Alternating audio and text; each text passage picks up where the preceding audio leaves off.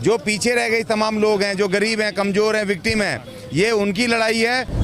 इसीलिए जो देश को बेचने वाली शक्तियाँ आई हैं, इनको इस देश से खदेड़ने के लिए एक ये मोर्चा है जो 70 सालों से दूसरे मनुवादियों ने उनको भड़का रखा है।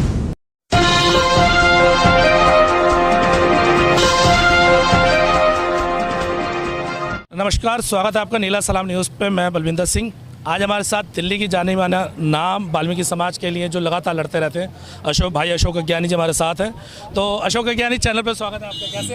धन्यवाद, बहुत बढ़िया। आप क्या बात, दिल्ली से कदम अब यूपी की तरफ बढ़ा दिया आपने? देखिए, यूपी में पूरे देश में ये कदम पूरे देश का है, क्योंकि ये सवाल ये है कि जो पीछे रह गए तमाम लोग हैं, जो गरीब हैं, कमज़ोर हैं, विक्टिम हैं, ये उनकी लड़ाई है। और ये जो विशाल मोर्चा बना है भारतीय महागठबंधन, और ये जो अब जन एकता हमारा जो संघ ये मिशन है, यात्रा है, तो ये यात्रा इसलिए कि तमाम वो लोग जिनको ना राजनीतिक प्रतिनिधित्व मिला, ना सरकार में हिस्सा मिला, ना उनको आज तक संवैधानिक अधिकार मिले, ना उनको सुरक्षा है, और ना ही उनको यहाँ का भारत का नागरिक समझा जाता है। और इसीलिए जो देश को बेचने वाली शक्तियाँ आई हैं, इनको इस देश से खदेड़ने के लिए एक ये मोर्चा है। और ये दिल्ली, हम खाली यूपी नहीं, पूरे देश में हमारी मुहिम है कि हमने कहा कि पूरे देश के अंदर जो हम वाल्मीकि मूवमेंट लेके चले थे, लेकिन ये मूवमेंट इतना विशाल हो गया है कि इसमें तमाम हमारे गुजर भाई, हमारे सैनी जी, हमारे मुस्लिम साथी और तमाम जो पिछड़े गरीब हैं, तमाम लोग आ रहे हैं इसमें। और ये एक महान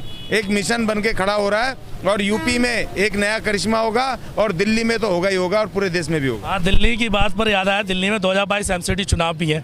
तो इस बार क्या एमसीडी चुनाव में कितने सीटों पर लड़ रहे हैं? पूरे 272 तीनों नगर निगम में हमने कहा हम अपना मेयर बनाएंगे, और हमें हमारे वीर गुजर समाज ने कहा कि हम आपकी मदद करेंगे वहाँ पर आपको मेयर बनाने में, मुख्यमंत्री बनाने में। और इसी तरह सैनी समाज ने भी हमें कहा, और मुस्लिम समाज सुलेमान साहब ने हमें अभी कहा है कि हम अब दिल्ली में वाल्मीकियों को पूरी शक्ति देंगे, क्योंकि ये रूल है, जहाँ जिसका वोट ज़्यादा है, शक्ति ज़्यादा है, वहाँ उसका मुख्यमंत्री, मंत्री, मेयर होना चाहिए जी। तो लगातार जैसे हमने देखा दिल्ली के अंदर जब वाल्मीकि जैसे कुछ मसले आए, उसमें हमने आपको बढ़ चढ़ के हिस्सा देते हुए, क्या वाल्मीकि समाज अब आप पे विश्वास कर रहा है? क्योंकि आप वाल्मीकि समाज की बात तो उठाते हैं, लेकिन होता यह है कि चुनाव के समय में कुछ ना कुछ थोड़ा सा इधर उधर हो जाता है। क्या इस बार तो ऐसा नहीं होगा? देखिए, ऐसा नहीं होगा, क्योंकि और राजनीति एक दिन की नहीं होती है, लंबी राजनीति है। जो 70 सालों से दूसरे मनुवादियों ने उनको भड़का रखा है, इधर उधर बातें वो समझा रखी है, तो हमें समझाने में समय लग रहा है। लेकिन ऐसा नहीं है, हम 2 चुनाव लड़ चुके हैं, शक्ति के साथ समाज हमारे साथ आ रहा है। और आपने देखा नांगल में, दूसरी जगह तमाम लोग हमारे पर विश्वास कर रहे हैं। लगातार नांगल के घटना को आपने बढ़ चढ़ के आगे हिस्सा ले पाए, और समाज ने विश्वास किया। हमने जो फैसले लिए समाज ने स्वीकार किया, और हम समाज का धन्यवाद कर रहे हैं कि समाज हम पे विश्वास कर रहा है, और हम तेजी से आगे बढ़ रहे हैं, इसीलिए यहाँ तक पहुंचे हैं। उत्तर प्रदेश में कितनी सीटों पर डीडीए लड़ रहा है? देखिए, डीडी अलायंस ने अभी हमने तय किया था, लेकिन अब लग रहा है कि 403 सीटें महागठबंधन लड़ेगा।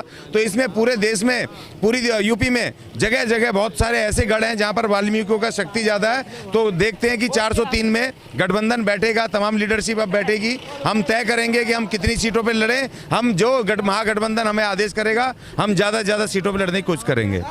ये था हमारे साथ अशोक अज्ञानी जी, दिल्ली का जाना माना नाम है, और बहुजन समाज की आवाज़ को लगातार उठाता रहा। वाल्मीकि समाज के तो ये बड़े लीडर हैं ही ये। तो आज उत्तर प्रदेश के हसनपुर से ही इस रैली का शुरुआत हुई है, जो आज बिजनौर तक जाएगी, और तकरीबन 5 जिले हैं, 5 जिलों के अंदर ये घूमेगी, राउंड लगाएगी। तो उसके बाद देखेंगे चुनाव 2022 में क्या परिणाम आता है। इसी के साथ मैं सरदार बलविंदर सिंह, कैमरामैन गौरव कांत के साथ, धन्यवाद।